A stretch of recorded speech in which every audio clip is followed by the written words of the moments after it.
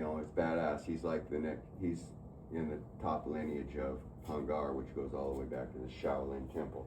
But unfortunately, he didn't give me any recognition at all in his lineage, which I was kind of bummed out with, because I thought I was one of the better at forms, At least I looked good doing the shit, Yeah. But I like contact.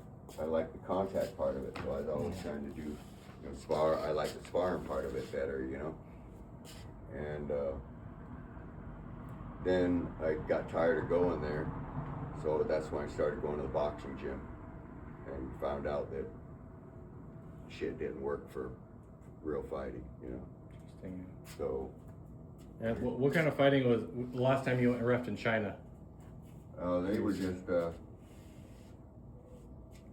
It's their Olympic training center, so there's a lot of boxers that live around that area of China, and wrestling. So they taught you how to count in Chinese and. No, they were doing this production called King of Kung Fu. Yeah. But they didn't know how to do anything. It was like, here's a shitload of money, here's all the infrastructure, here's all the people that help you. Make it work. So 4 of us went in there. I mean, I was teaching college students how to wrap hands. Gotcha. So they could go and wrap fighters' hands. And then we had to go sit in this big frickin' Oval Office like thing, and there'd be mobsters on this side and frickin' government officials on this side and Russians on this side, but all business people, and I was there. I couldn't handle it. I had to push the microphone to speak, but I just kept my mouth shut through the whole thing. Let my friends do all the talking, and but we taught them how to. I taught a couple of them how to referee. Taught a couple of them how to. And then we had to even teach the doctors how to do cuts. Yeah, that was fucking pretty trippy, and I never had really thought about all that. But anyway, that took a month, and then or about 3 weeks to do all that, and then the tournament started, and they just invited a bunch of fighters from different countries to participate in the King of Kung Fu tournament, which was basically Muay Thai, but you were allowed to do throws too. So you catch a leg and or something. They had some fucking adventurous idea that you're gonna catch some dude's arm in the air and fucking I said, I don't mean to be disrespectful, but I don't think we're gonna have a problem. Nobody's gonna be able to do that to a guy like you who's fucking strong as shit. You're not gonna be able to grab their arm and fucking throw them across the room like in a movie, But so basically, it just ended up being Muay Thai. But all the fighters, they were coming from all over the different country, and that's where I met. Anyway, a lot of them were training in Thailand at the time, and they gave me a shitload of money to do my part, so they probably went to these gyms and said, hey, we're doing this tournament in China, if you want to come out, we'd like to invite you. And I met another fighter that was from Australia. Yeah, I fought John Wayne Parr years ago, he beat me, but it's okay, man. And they were from Australia, and they're Mongolians, and it was really cool as far as that all went. And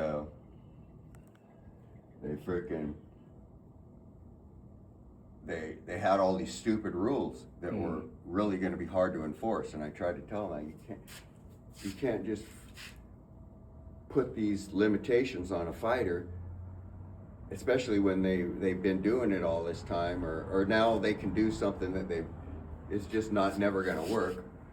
And but they didn't listen, and the Chinese fighters went out there and they just looked like shit. These fucking guys from Thailand and Mongolia and all these other countries are just beating the shit out of them, And then they started getting real dirty tactics.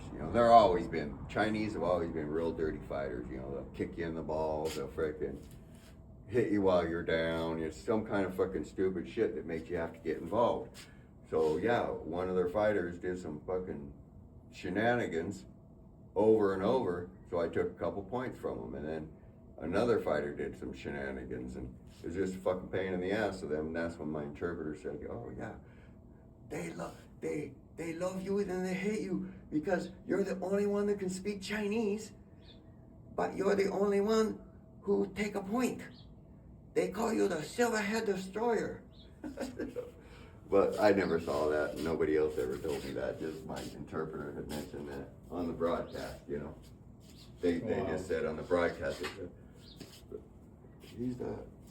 we could call him the Silverhead Destroyer. He took a point from him. But anyway, they did all right, you know. Their Chinese fighters did all right. And then there was this other kid named James Chaney who trained out of Oregon who was in Thailand. I hadn't ever met him, but that's where I met him. He was there to fight. And he was just the most awkward, freaking unorthodox guy I'd ever met. Like super clumsy, like, oh, this guy's gonna get fucking killed, you know? And so naturally, I'm the one that has to ref his fight. And his trainer came in for a couple days, a black guy who, Dominic Robinson, called it, I'm the only kickboxer who's ever been part of the money team in Vegas, you know?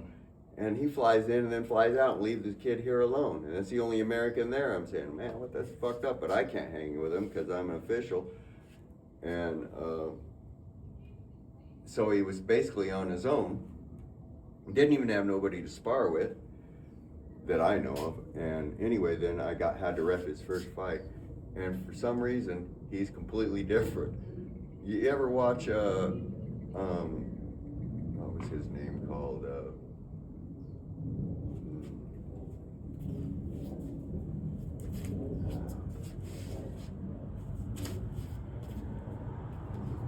Anyway, he's a referee now.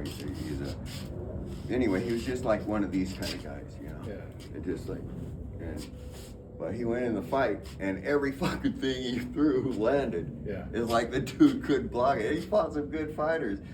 And he goes, and it hits the Chinese guy, plus he fought two Chinese guys. And I'm saying, what the fuck, dude? And it's so slow, but he still goes right through their guard and hits him. I said, holy shit.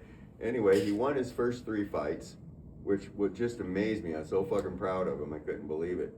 And didn't get beat up very bad, and knocked the guys out. And yeah, so then we just went on and on and on. But man, when the stadium would fill up, like they'd all come in single file. Then the next row, like you're in frickin' grade school or something. And then after the fights, thank you for coming. The top or whatever row is like, holy shit. Yeah, it's a weird place over there. They only had one. They had this mall, and they had one toilet like ours there, and a sign that said "One small step for mankind, one big step for China," for the toilet being there. Interesting. Because the other toilets are just like a hole in the ground. This was right after COVID-19, right? A couple years after? No, it was before. This? Yeah, this is before? I went there. I thought you went. I went right before COVID hit. I thought it was right after. Or I probably would have went. I thought it was right after. But it was right before COVID happened? Yeah, so I probably would have got to go back if that shit didn't go. 2018 or 2000, like that year? I don't know. I can't remember. But 2019? When did it hit? End of 2019. Yeah, so it was 18, I guess. It was right before Christmas.